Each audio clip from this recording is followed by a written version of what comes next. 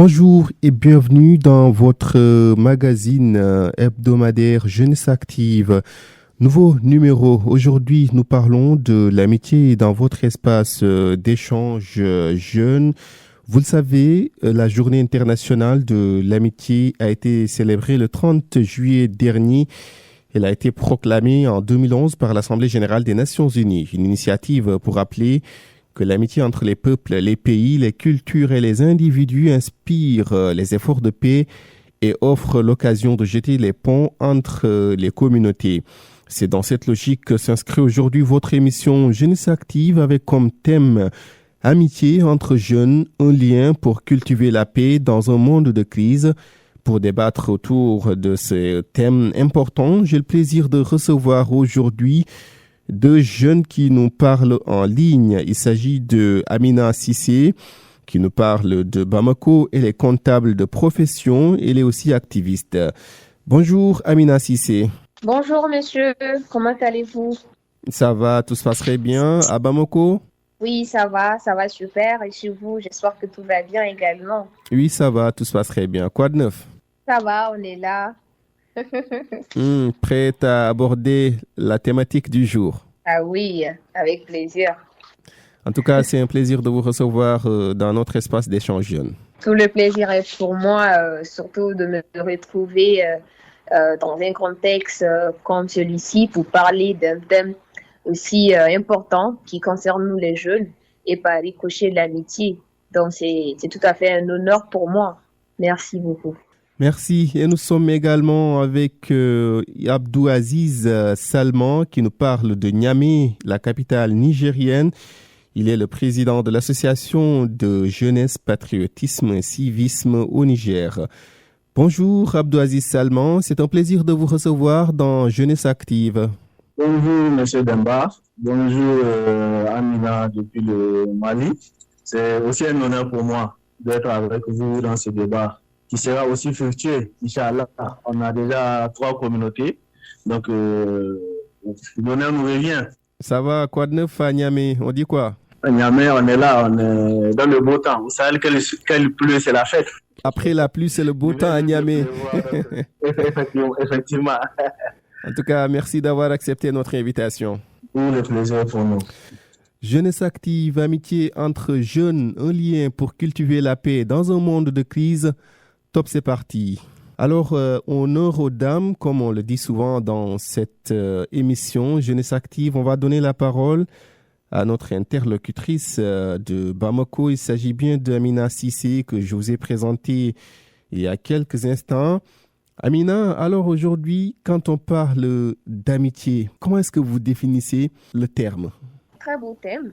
Alors, comme je l'ai dit plus haut, quand on parle de l'amitié, selon moi, c'est un sentiment d'affection en fait entre deux personnes, d'attachement, sympathie, une personne témoin à une autre. Donc, si on essaie de faire la corrélation entre l'amitié et les jeunes, ça se caractérise souvent par la complicité, la confiance et le soutien mutuel. Donc, c'est vraiment quelque chose de bien, important également pour la survie d'une personne. Parce que quand tu te sens soutenu par ton prochain, qui t'apporte tout affection tout à fait bien, quoi. Abdou Aziz Salman, à votre niveau, sur la même question, comment est-ce que vous définissez l'amitié? Je pense que notre camarade du Mali l'a déjà dit, c'est un sentiment affectif qui lie deux personnes. Donc, un sentiment de soutien mutuel, de compréhension et surtout de respect. Donc, au-delà en fait du lien social, l'amitié, pour moi, c'est défini comme ce partage souvent d'une partie de sa vie ou même de toute sa vie. Donc, pour faire aussi la corrélation entre l'amitié et la paix, je me dis que là où il y a l'amitié, il ne peut qu'avoir que la paix. Parce que la compréhension mutuelle ne peut que régner. Amina Sissi, dans un contexte où le monde est de plus en plus frappé par des crises multiformes, que ce soit quelque part la crise politique ou bien parfois des divergences sur le plan politique. Quelle appréhension avez-vous du terme amitié? L'amitié entre les jeunes dans un contexte de crise comme on passe partout maintenant dans le monde, c'est une relation solide et précieuse qui se transforme face aux défis et aux difficultés. Donc, dans ces moments de crise-là, l'amitié peut devenir vraiment un soutien essentiel pour surmonter les épreuves ensemble. Comme je l'ai dit plus haut, donc les jeunes peuvent se soutenir mutuellement, émotionnellement également, et partager des conseils et des ressources. Et cela peut être vraiment sous forme de solidarité et de confiance mutuelle qui se développe certainement par un moment renforçant les liens d'amitié et crée également une atmosphère de soutien et de compréhension profonde entre les amis. Donc, vraiment dans le moment de crise où on passe partout dans le monde, l'amitié est vraiment un vecteur important qui peut prôner vraiment la paix et instaurer un environnement de confiance dont la diversité, l'équité et l'inclusion peut régner partout dans le monde et dans nos sociétés. Abdelaziz Salman, vous êtes le président, je l'ai dit, le président de l'association de jeunesse, patriotisme et civisme au Niger. Souvent, dans ces genres d'associations, on sait que on réunit des jeunes qui n'ont pas, en tout cas parfois, la même réalité sur le plan culturel également. Et maintenant, vous, comment est-ce que vous vous organisez pour mieux cultiver la paix dans ces genres d'organisations? Est-ce que quelque part, vous vous penchez, quelque part, vous vous basez sur l'amitié pour mieux redynamiser et stabiliser votre association? À notre niveau, en tout cas au niveau de l'association Jeunesse, Patriotisme et Civisme, l'amitié entre les jeunes a joué et continue à jouer un rôle très crucial dans la promotion de la paix et surtout de la compréhension mutuelle. Comme vous l'avez dit, dans un monde confronté à de nombreuses crises, il va falloir cultiver ces liens-là pour que les jeunes entrent. Parce que, bon, il faut le dire, dans le contexte surtout du Niger, à un moment donné, le terrorisme avait commencé à être ethnicisé, si ça peut le dire. Donc, il y a des ethnies qui étaient dans le nord, auxquelles on attribuait le terrorisme. Il a fallu en ces moments-là que nous nous organisons à organiser des camps de jeunes qui réunissaient les jeunes de toutes les contrées du Niger. Et grâce à ces camps-là, des sentiments, des liens plutôt entre jeunes se sont créés, des stéréotypes ont été cassés et fort heureusement, on a eu à faire la promotion de la tolérance et à favoriser des relations harmonieuses. Pourquoi? Parce que les gens ont compris que tout était des préjugés.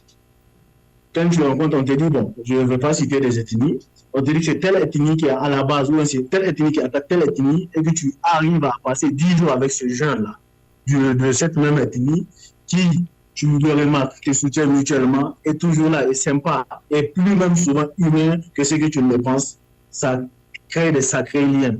Au-delà de cela, toujours par l'organisation des camps et de certaines conférences, nous avons eu à tisser des amitiés bien avant la création de l'AES avec des Maliens. Ils étaient les premiers à être frappés par le terrorisme. Le lien était tellement fort que quand il y a des attaques au Mali, nous appelons pour savoir qu'est-ce qui se passe. Mon frère, tu vas bien? La famille, tout va bien? Vous voyez, c'est des liens qui créent la sympathie là, et la compassion que l'amitié est arrivée à créer. Et aujourd'hui, par la force des choses, il y a l'AES qui est créé. On se sent déjà avant la création de l'AES comme des frères avec la Confédération. Nous espérons en tout cas que les frontières seront brisées et que nous aurons à retrouver nos amis à vivre en harmonie avec eux. Donc pour nous, vraiment, l'amitié va au-delà de ce simple lien social. Elle contribue beaucoup à endiguer les problèmes de crise, d'intolérance et de stéréotypes. Vous l'avez dit, hein, vous avez mis en place des mécanismes qui vous permettent en tout cas de raffermir les liens entre les membres de votre association. Et vous avez également mentionné une chose, il faut noter que dans le contexte nigérien ou bien dans le contexte sahélien, en tout cas des pays sont confrontés à des crises multiformes et souvent on assiste à des conflits communautaires. Il y a également l'exemple du Niger, des conflits communautaires, des conflits entre communautés différentes. Dans ces cas-là, comment est-ce que vous, votre association, s'organise et voilà, mettre en place des stratégies pour mieux raffermir les liens entre ces communautés qui ont peut-être des visions différentes? Nous organisons des forats ou souvent des conférences sur le dialogue intercommunautaire qui réunit les gens de toutes les contrées. On met en valeur ce qu'on appelle la parenté à plaisanterie. Je ne sais pas si ça existe au Sénégal ou au Mali. Bien sûr, le cousinage à plaisanterie. Effectivement. Donc, souvent, on le met à travers des sketchs, à travers des théâtres et même des concours. On fait en sorte que toutes les communautés, ça veut dire des jeunes jusqu'aux tous les âges, ils se réunissent dans un espace public, on met cela en avant. Cela, souvent, ça casse les stéréotypes et ça met en valeur, en tout cas, on cultive à travers cela des amitiés interculturelles et on apprend à connaître et à comprendre les autres. Souvent, ça aide à construire un monde plus inclusif. On organise des séances, souvent de salubrité surtout, qui réunissent aussi toutes les ethnies, qui fait en sorte que les gens se familiarisent les uns les autres. Et vous allez voir par le temps, tous ces stéréotypes se cassent. Et au-delà de tous les stéréotypes et de toutes les considérations, les communautés se connaissent et ça casse. En tout cas, ça a brisé beaucoup de stéréotypes. Les petits conflits familiaux, les petits conflits communautaires, souvent même entre agriculteurs et élevage, et éleveurs plutôt, avec ces genres de rapprochement entre les communautés, ça casse vraiment l'élan selon des conflits qui sont en train de naître entre les communautés. Amina Cissé, vous êtes activiste et que souvent vous êtes sur le terrain, vous militez pour la cause citoyenne. Amina, pensez-vous aujourd'hui que l'amitié peut être un outil pour mieux cultiver la paix? Alors, oui, l'amitié peut être un outil puissant pour cultiver la paix. Parce que lorsque les liens d'amitié sont solides, comme je l'ai dit, se forment entre les individus, il y a en fait une certaine sorte de relation qui peut favoriser la compréhension, comme mon très cher ami l'a dit, la tolérance et le respect mutuel entre les communautés et entre jeunes. Donc, en cultivant des amitiés, les gens ont l'opportunité de se connecter au-delà de leurs différences. Il y aura en fait de la diversité culturelle qui s'instaure partout pour mettre au plan cœur de toutes les activités, l'inclusion et la diversité et d'apprendre les uns et les autres, de partager également des expériences et construire des ponts. Donc, ce sont ces interactions amicales-là qui contribuent à créer vraiment un environnement de confiance et de coopération, donc ce qui peut aider à prévenir contre les conflits et à promouvoir la paix. Alors, lorsque les individus se voient les uns et les autres comme des amis, selon moi, ils sont plus enclins à résoudre leurs différends de manière pacifique et à promouvoir l'inclusion et à travailler ainsi ensemble vers un objectif commun qui est la paix et l'harmonie. Donc, ainsi, l'amitié peut jouer vraiment un rôle crucial dans la construction d'un monde plus pacifique et plus uni, voilà, dont le monde a vraiment besoin actuellement. Amina, Jeunesse Active aussi, c'est un partage d'expérience en tant qu'activiste. Peut-être que vous avez eu à faire face à plusieurs faits dont vous pouvez nous partager, en tout cas, votre expérience. Et selon vous, avez-vous des exemples où l'amitié a aidé quelque part à surmonter des conflits ou des tensions parmi les jeunes? Parmi les jeunes, pas vraiment d'expérience par rapport à ça, mais je peux au moins donner quelques conseils pour pouvoir promouvoir l'amitié et la paix. Parce que au mouvement dont je fais partie, on a le Rotary. Donc, nous, on fait partie de Rotaract, qui est partenaire du Rotary International. Donc, nous sommes une organisation internationale qui prend le leadership, forme les jeunes et essaie de se battre pour un monde vraiment harmonieux, d'où la paix règne partout dans le monde. Donc, on a vu comme activités, on mène beaucoup d'activités par rapport à tout ce qui est la promotion de la paix, qui est soit au Mali, mais partout dans le monde. Voilà, donc nous-mêmes, notre devise, c'est la camaraderie par le service. Donc, en faisant des camaraderies, des sorties, le brassage culturel, en essayant de rassembler les jeunes autour d'un objectif commun, qui est le renforcement du leadership et aussi promouvoir la paix.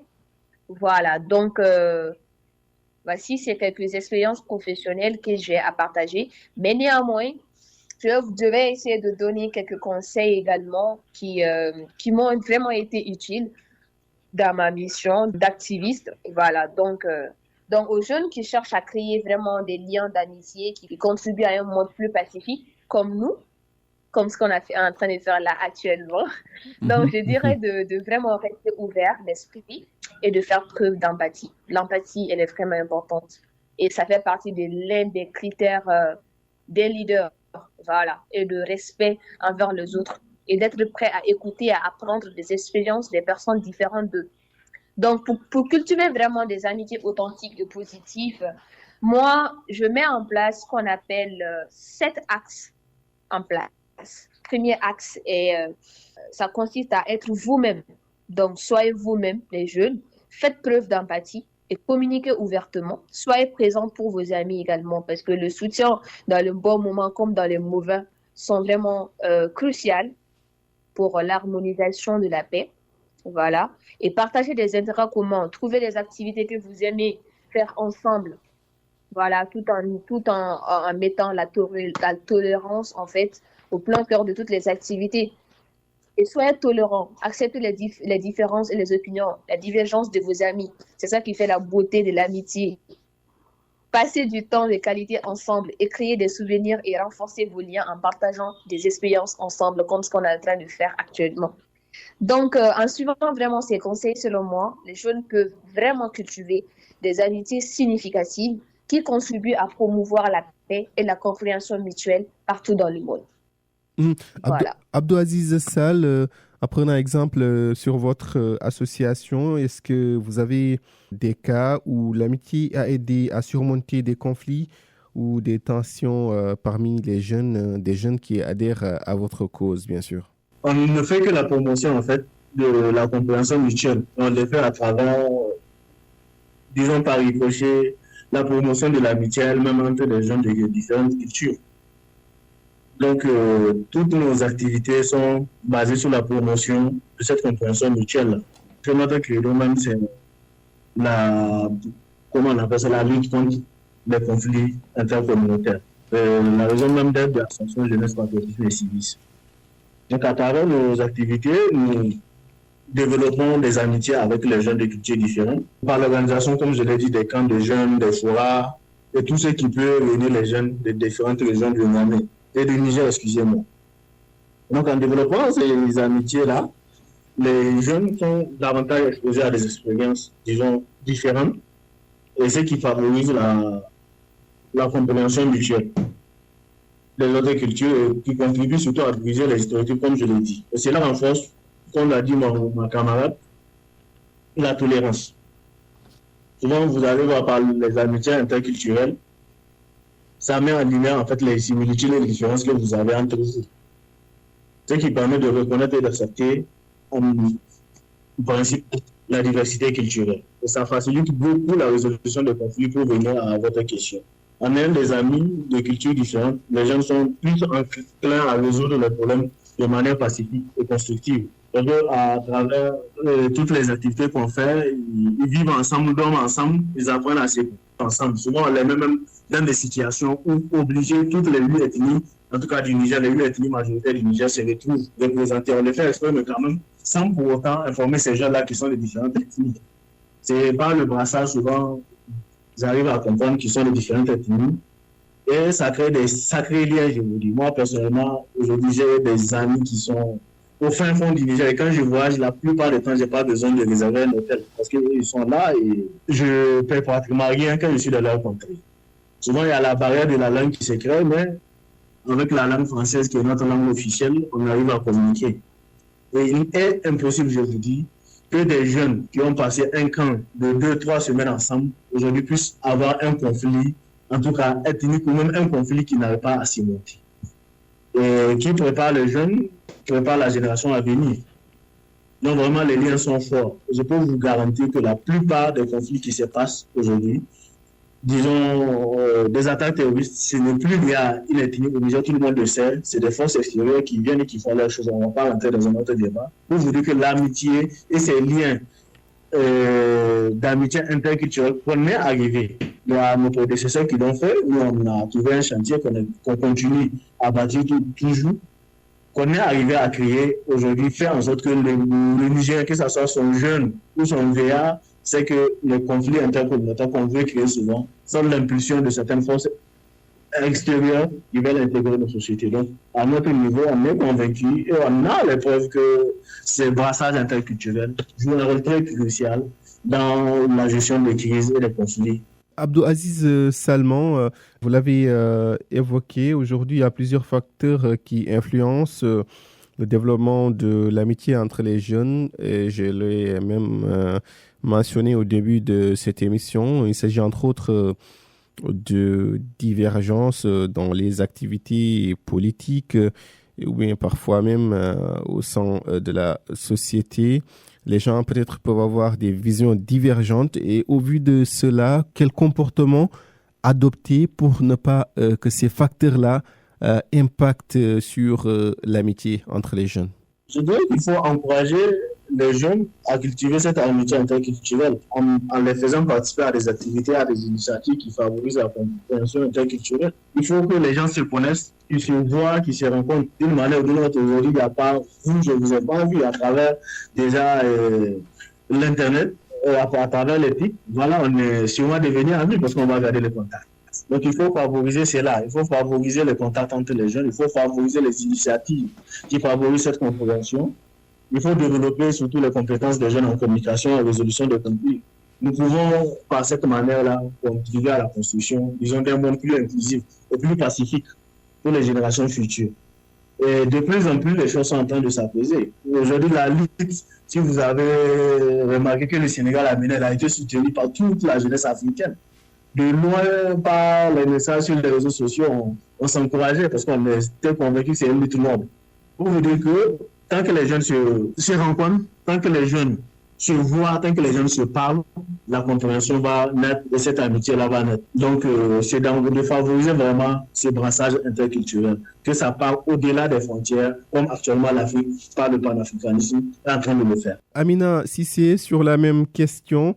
Aujourd'hui, on a parlé de divers facteurs, en tout cas qui influencent le développement de l'amitié. On a parlé de différences dans la vision. Hein. On a parlé également des activités politiques qui peuvent peser, qui peuvent en tout cas influencer certains jeunes et ternir un peu les relations amicales entre eux.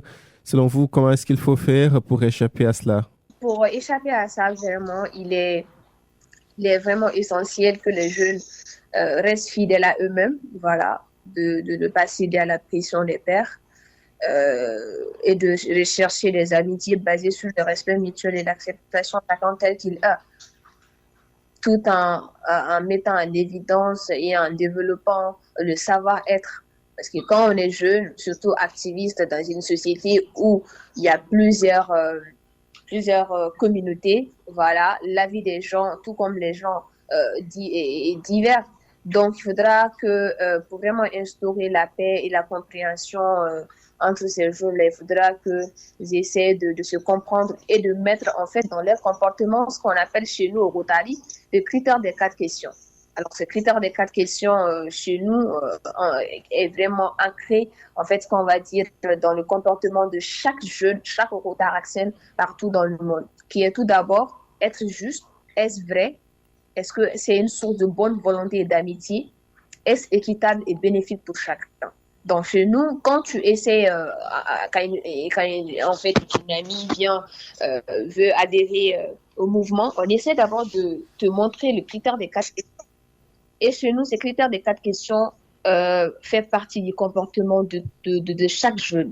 Et on s'est dit que quand tu appliques réellement, comme il se doit, ces critères des 4 questions, je pense que la compréhension et puis le respect et l'empathie sera instauré partout entre les jeunes et ça va faire moins de conflits. Tantôt, dans son argumentaire, Abdou Aziz Salman, il a évoqué quelque chose disant que Internet peut participer à raffermir les liens entre les jeunes et consolider les relations amicales. Selon vous, est-ce que cela est valable? Est-ce que vous êtes d'accord avec cet avis-là, Amina Sissé? Oui, justement, surtout dans ce contexte de crise où on met en évidence l'amitié entre les jeunes. Il faudra savoir que les réseaux sociaux transcendent l'espace géographique. Voilà, et ça crée des ponts entre les jeunes. OK? Donc, les réseaux sociaux ont vraiment ouvert des portes à des amitiés intercontinentales. Comme ce qu'on est en train de faire là actuellement. Moi, je suis au Mali, jeune frère au Niger et toi, tu es à Dakar. Donc, grâce à l'évolution de la technologie et des réseaux sociaux, voilà, on est en train de faire une conférence, on est en train de discuter entre nous, les amis. Donc, c'est vraiment important. Voilà. Donc, les réseaux sociaux sont vraiment ouverts à beaucoup de ports d'amitié intercontinentale et qui n'auront jamais vu le jour. Ils savaient. Donc, par exemple, je vais donner un exemple typique de l'importance des réseaux sociaux, surtout dans le contexte de la crise. C'est à un moment donné, par exemple, dans les conflits israélo-palestiniens, donc un hashtag lancé en France par un jeune, je crois, a pu avoir un écho ici au Mali. Donc, et vice-versa. C'est juste qu'un jeune partage un hashtag quelque part dans son pays d'origine. Et là, vous allez voir que les échos vont se répercuter sur un autre pays. Et vice-versa. Donc, les liens d'amitié, en fait, naissent dans ce sens à partir d'intérêts communs. Voilà, et faire montrer de leur velléité dans la promotion de la paix à travers dans le monde. Est-ce que quelque part aussi, ces réseaux-là n'affectent pas les relations amicales selon vous, Amina? Justement, d'une part, comme on le dit, c'est un couteau un peu tranchant. Voilà. Donc, les réseaux sociaux ont tout à fait un impact positif que négatif. Il faudra juste savoir bien distinguer parce que les réseaux sociaux peuvent être également un conflit entre les différentes communautés, entre les pays et entre les jeunes. Voilà, il faudra bien les utiliser, il faudra bien savoir quoi dire et quoi faire à un moment. Voilà. Abdou Aziz Salman, sur la même question, au sein de votre association, comment est-ce que vous sensibilisez les jeunes pour ne pas que ces médias sociaux dont on parlait tantôt affectent, pour ne pas que ces médias sociaux-là affectent un peu leurs relations amicales? Nous travaillons depuis 2023 avec l'association nigérienne des web activistes qui offre des formations aux jeunes sur la désinformation, la lutte contre la désinformation. Et c'est un projet qui concerne le Sahel. Il est financé par, si je peux le dire, par IMS. Le Mali est concerné, le Burkina est concerné. Et grâce à cette organisation, nous ciblons des jeunes, internautes surtout, et des web activistes auxquels nous donnons des formations, surtout sur la lutte contre la désinformation et l'utilisation rationnelle, disons, des réseaux sociaux. C'est notre manière à nous, en tout cas, de recadrer tout cela. On est dans un monde aujourd'hui globalisé. Il va falloir que les jeunes se responsabilisent sur l'utilisation de cet outil qui aujourd'hui est incontournable. Donc, c'est notre manière à nous vraiment de responsabiliser ces jeunes. Et de 2023 à aujourd'hui, en tout cas au niveau du Niger, nous avons intervenu dans déjà 6 régions. Et on a eu à former plus de 200 jeunes qu'on appelle des jeunes relais qui, à leur tour aussi, vont dispenser les mêmes formations qu'ils ont réussi à leur père. On cible les jeunes leaders, les jeunes des comment on appelle ça, leaders des OSC, de la société civile, conformes qui à leur tour vont dispenser les formations à leur père. Donc, je pense qu'un travail est en train d'être fait. Bien vrai, avec la situation récente du pays qui est intervenue le 26 juillet, l'élan est un peu ralenti, mais quand même on compte continuer jusqu'en 2025 parce que c'est un programme de 3 ans que nous on a pris en cours. L'association Jeunesse Patriotisme a pris en cours. Inch'Allah, on va continuer à y travailler pour responsabiliser ces jeunes. À la sortie de ce projet, il y aura un grand forum qui sera organisé dans l'espace AES. C'est pas juste que là, l'endroit n'est pas encore, le pays n'est pas encore choisi, mais ce sera soit au Niger ou au Mali ou au Burkina. Et j'espère que si c'est au Mali, ce sera l'occasion pour moi de rencontrer notre sœur. Oui. Amina du Mali, c'est sûr. Avec plaisir. Alors, Amina, tous les deux, vous partagez une réalité, le Mali et le Niger, il y a une crise sécuritaire qui sévit dans le pays. Et maintenant, pour faire face, il faut quand même une contribution de tout un chacun, l'implication des jeunes aussi. Et pour que cela puisse se faire, il faudra une certaine collaboration, il faudra une certaine complicité entre les jeunes. Il faudra également un certain raffermissement des liens entre les jeunes. Selon vous, qu'est-ce qu'il faudra faire, en tout cas pour mieux sensibiliser et conscientiser les jeunes à ce qu'ils aient quand même des relations fluides pour faire face à cette crise? Cette question, elle est vraiment importante. plus que jamais, ces trois pays ont vraiment besoin de l'accompagnement de la jeunesse des États de Sahel. Voilà, donc moi je dirais tout simplement que les jeunes doivent essayer de faire une prise de conscience et de mettre l'engagement communautaire et l'amour de leur pays devant. Voilà, donc on peut pour vraiment essayer d'apporter du changement et en incitant les jeunes, en faisant plus de sensibilisation pour montrer aux jeunes l'importance d'être patriotistes et puis de mettre en évidence, de prôner la paix et promouvoir l'harmonie par surtout. Donc, je pense que ça serait vraiment bien et faire également beaucoup de sensibilisation, organiser également des échanges interculturels. Pourquoi pas organiser des échanges entre les jeunes de culture des différents pays, mettre en place des projets de services communautaires, encourager les jeunes à s'impliquer dans dans les projets bénévoles et des actions de solidarité au sein de leur communauté. Donc, je dirais que si on essaie vraiment de mettre en place ces différentes initiatives et programmes, et on peut vraiment essayer d'instaurer ce qu'on appelle la paix et encourager également l'amitié. Voilà. Donc, en encourageant vraiment ce type d'initiative, les jeunes peuvent développer les compétences sociales et émotionnelles essentielles afin de renforcer également leur capacité à construire des relations positives et contribuer à la construction d'une société plus pacifique et inclusive dans leur pays. Abdou Aziz Salman, sur la même question, allez-y. Il faut prendre le problème à la source, c'est-à-dire dans nos trois pays, il va falloir déjà que nos gouvernants pensent à intégrer des programmes d'éducation aux droits de l'homme et à la diversité culturelle dans le cursus scolaire lui-même.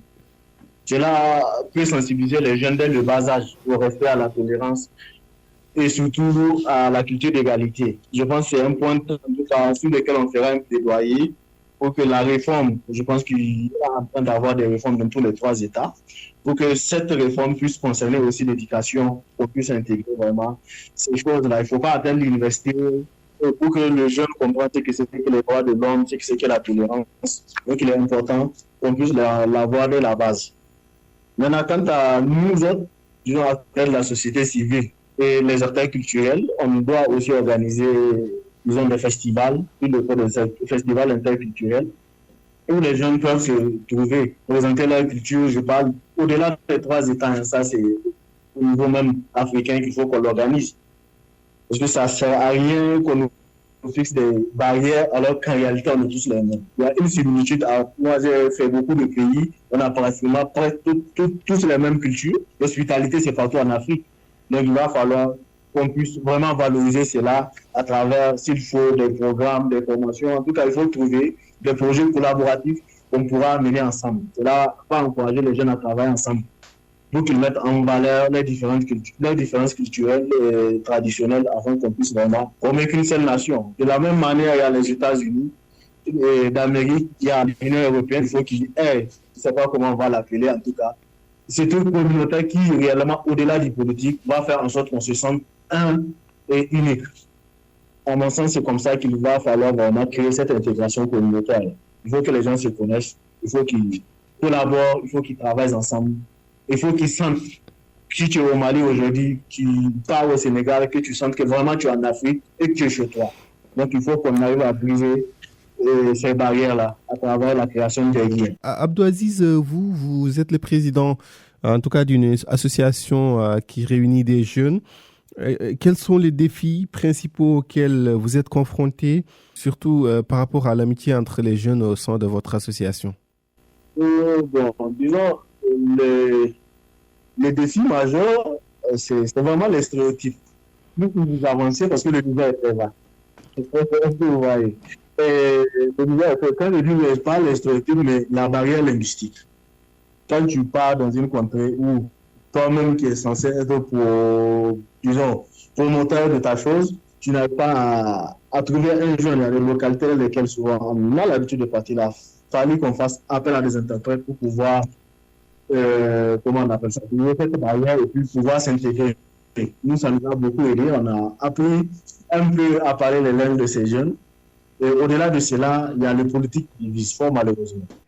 Sur la même question, Amina Sissi, dans votre contexte, c'est-à-dire au Mali, quels sont les défis auxquels les jeunes sont confrontés surtout quand ils veulent développer des liens amicaux. D'accord. Ici au Mali, les jeunes peuvent rencontrer en fait, je dirais, divers défis lorsqu'ils cherchent à établir surtout des amitiés solides.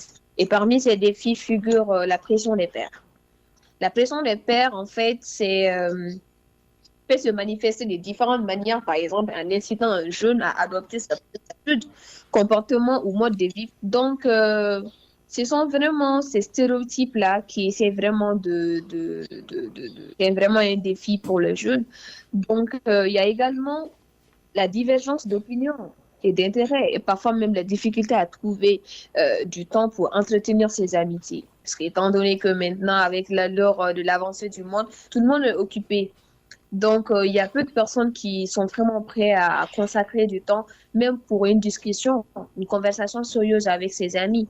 Donc, il est vraiment essentiel pour les jeunes de rester authentiques, de communiquer ouvertement et de faire preuve d'empathie et de respect envers les autres pour cultiver des amitiés durables malgré les obstacles. Voilà. On va terminer par là. Une dernière question, Amina Sissé.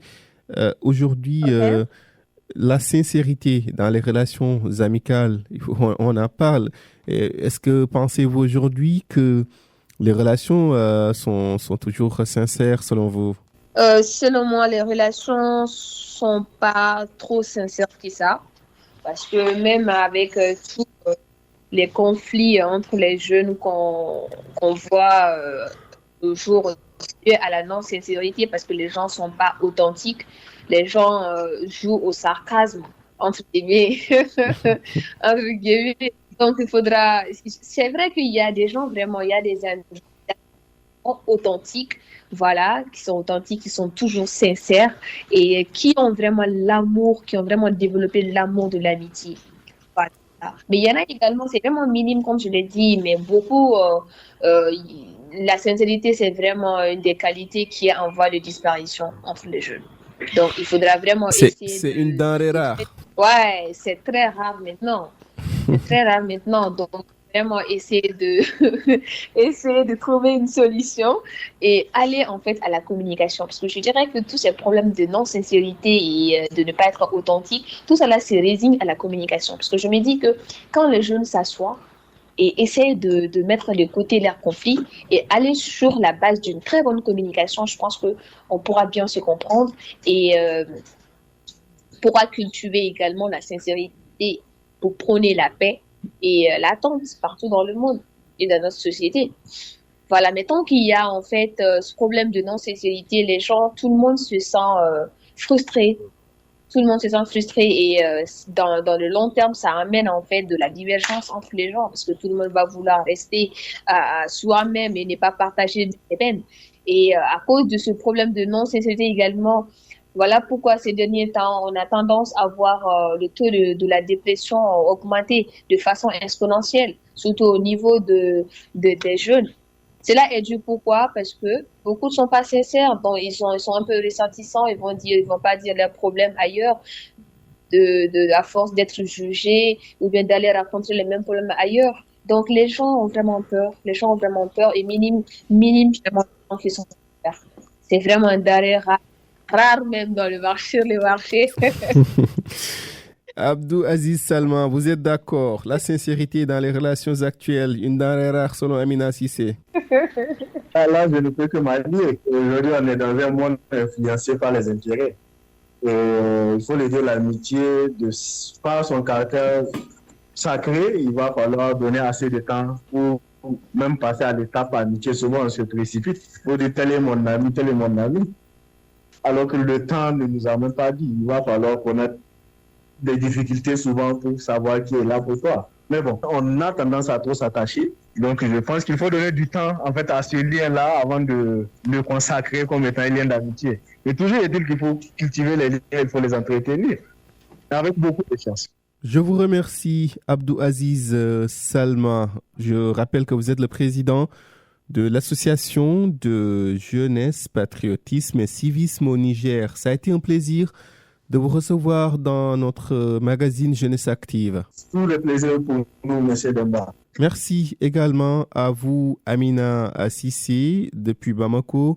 Vous êtes comptable de profession et vous êtes également activiste. Ça a été un plaisir de vous recevoir dans ce rendez-vous hebdomadaire, Amina. Merci beaucoup, c'est un plaisir. Et pour ajouter à mon profil, il faudra savoir que je suis immédiate présidente également du club Rotaract Bamako Djoliba. Voilà, et je suis la vice-présidente du club cette année. Et cette année, j'ai été élue également meilleure présidente des 10 pays d'Afrique de l'Ouest de notre Rotaract District 9101. Merci à vous et chapeau et bonne continuation, Amina Sissé. Merci beaucoup. Merci également à vous, chers auditeurs et auditrices de la Radio du Dialogue. Votre magazine Jeunesse Active est fini pour aujourd'hui. Merci de nous avoir suivis. Merci à vous qui nous suivez via nos radios partenaires un peu partout en Afrique de l'Ouest. Je suis Demba Amarhan. Je vous donne rendez-vous la semaine prochaine pour un autre numéro de Jeunesse Active. Activez-vous autour de l'essentiel. Bye bye, à la prochaine.